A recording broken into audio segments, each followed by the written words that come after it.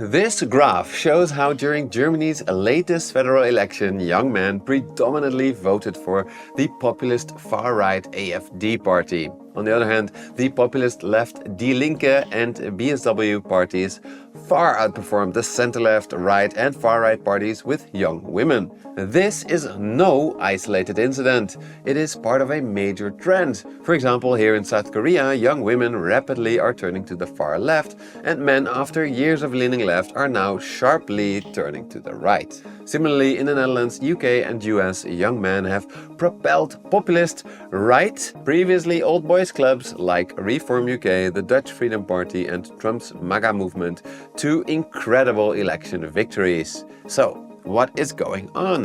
Why are Gen Z women turning to the populist left and men to the populist right? To answer that question, I've turned to the scientific literature on populism, where despite there being plenty of examples of how populists either became autocrats like Putin or how they ruined their economies like Chavez and Maduro did in Venezuela, I did not start by just assuming populism is always bad. I also wanted to find out whether or not it actually makes sense to lump left-wing populists like Bernie Sanders and Britain's Jeremy Corbyn in the same category as right-wing populists like Trump and Farage. But before getting into all of that, I first want to go back to the most fundamental question of them all, which is, what is populism? Where the first insight I got from the literature is that, strikingly, in the 1990s, social scientists typically considered populism a Latin American phenomenon. But as this graph for populist parties in Europe clearly shows, while support for 1. Far left, 2. Populist far left, 3. Middle-of-the-road populist, 4. Far-right populists and 5. far-right parties was indeed pretty low in the early 1990s, about 10%, it has now surged to around 30%. But okay, hold on, far left populist, regular populist, far right populist, far right, not populist. If we truly want to understand what Gen Z is voting for, I think we need to be super clear about what these categories actually mean. We need to go beyond the typical political negative takes like populists are radical extremists, or positive takes such as populists are those that actually listen to the people. After all, who determines what is extreme, and which Democratic Party in their right mind would ever say that they do not listen to the people? Therefore, social scientists have come up with 3 more neutral definitions about what currently classifies as far left, far right and populist. Firstly, a party is classified as populist if it places the struggle between the people and the elite establishment at the core of their political agenda. So, when US Vice President Vance says that he sees... I sort of see my role and my voice as being explicitly anti-elitist, explicitly anti-regime.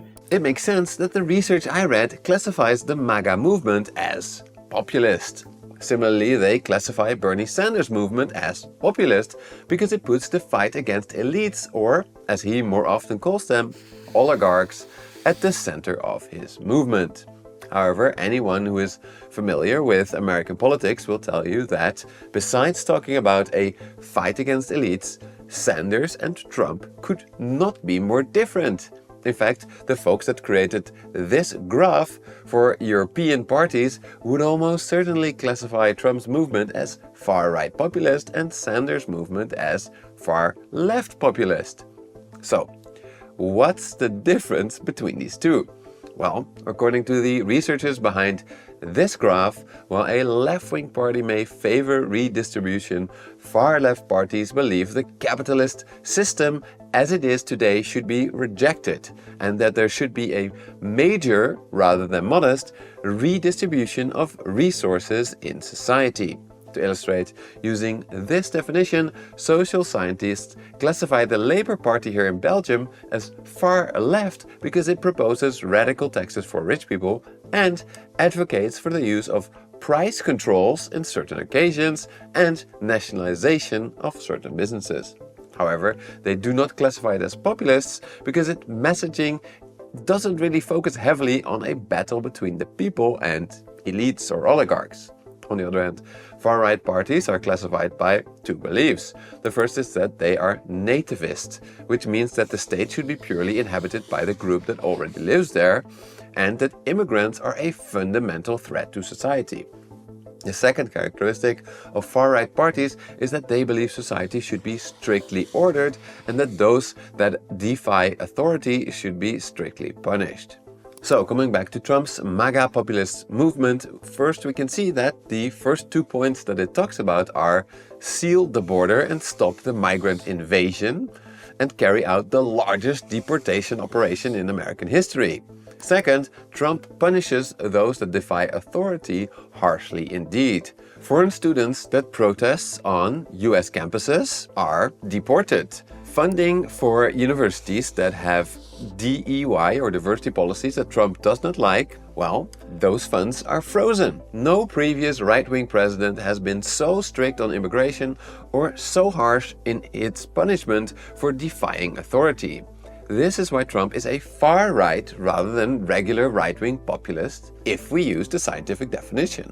But as you may have noticed, far-right and far-left, yes, they are often both populist. But besides that, they could not be more different. So why lump them together in one single category? Well, researchers have found that populist movements are similar to each other in two more ways than just railing against elites.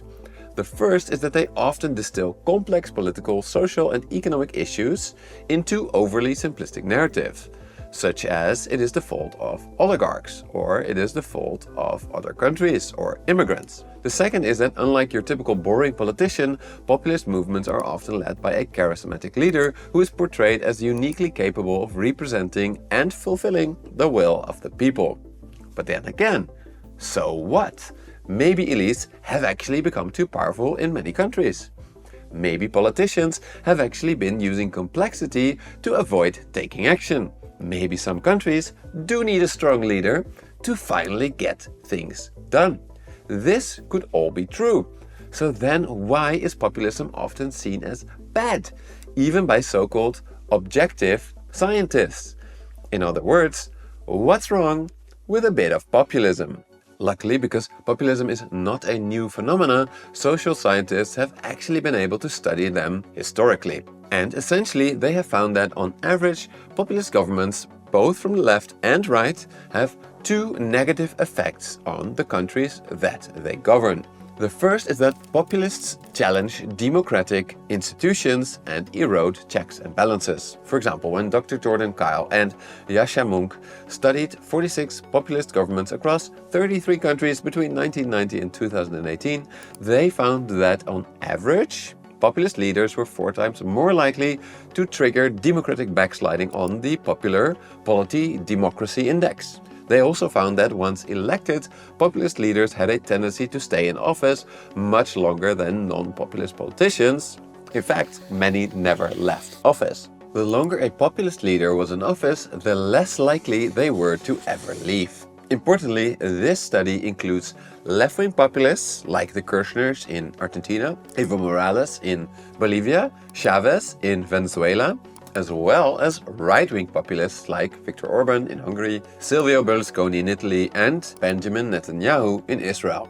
In theory, populists may stick around longer because they are so good at ruling.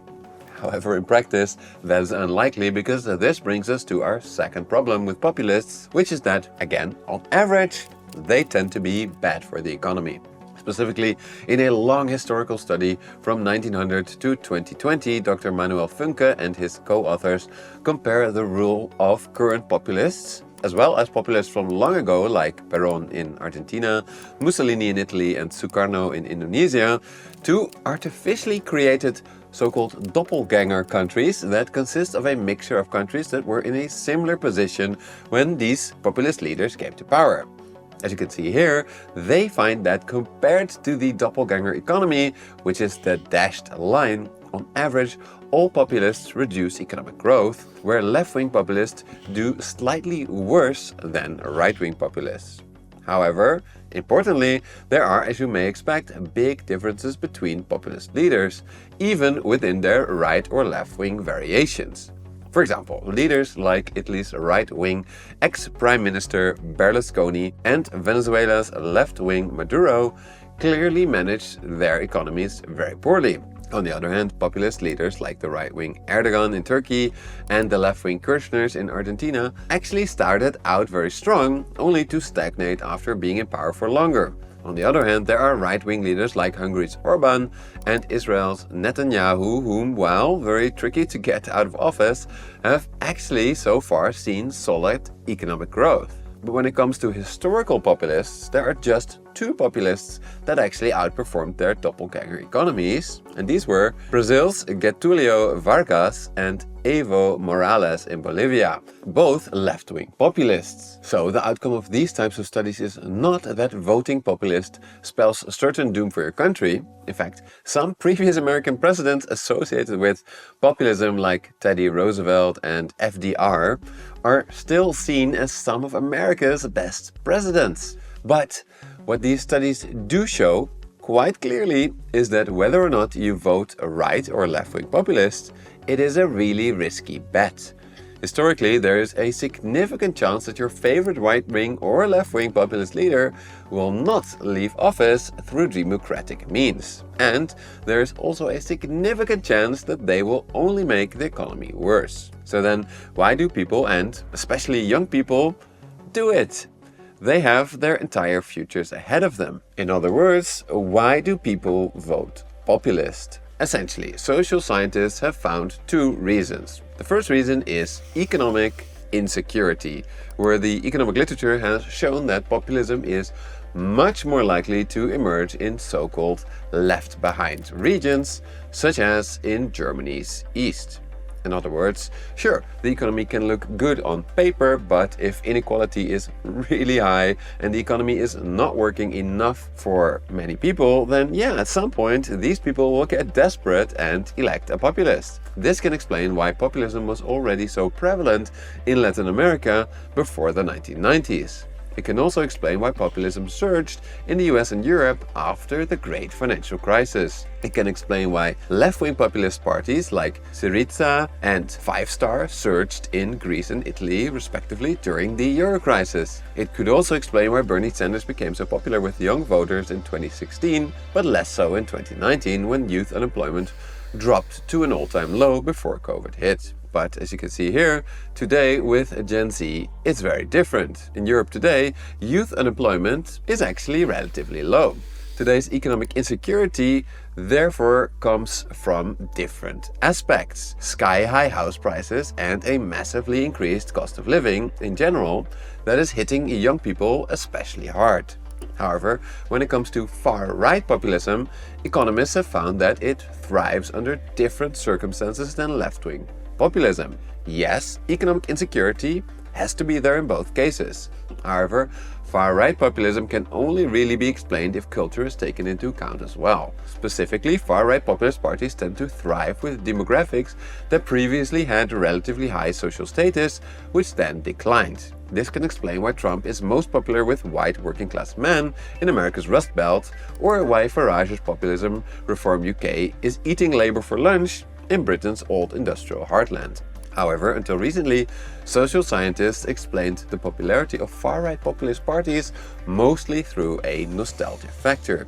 Brexit and Farage evoke nostalgia for the British Empire. Trump's Make America Great Again campaign in 2016 did the same for the American 50s. So how did these parties convince so many Gen Z men to vote for them?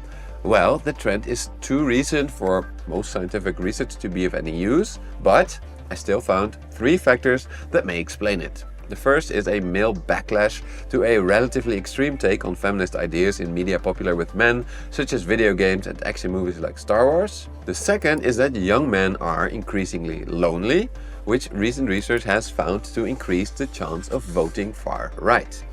Finally, the third factor is that young men are increasingly falling behind young women when it comes to education, which brings, let's be honest, considerable social status. These three trends may then have been supercharged by the rise of social media, where polarizing messages tend to get far more clicks than nuanced ones. and where populist politicians have been much more active. For example, take Trump, who absolutely dominated the YouTube podcast space, which is really popular with young men. Britain's Farage is also a good example, who is now the most followed politician, in the UK at least, on TikTok. So, in conclusion, the most likely reason that European and American Gen Z men and women are increasingly turning to populism is the same reason that populism emerges anywhere: increased economic insecurity, especially thanks to the cost of living crisis and the rapidly increasing cost of housing. Cultural factors may then explain why young men in particular choose the populist right, while young women chose the populist left. As you've seen, voting for a populist leader can actually work. But it is a really risky bet, and historically speaking, they often make matters worse, not better. So if centrist politicians want to stop this trend, I actually think the answer is really simple, yet complicated in practice. Build more houses to get house prices down, and redesign the entire market for energy and food to get the cost of living down as well.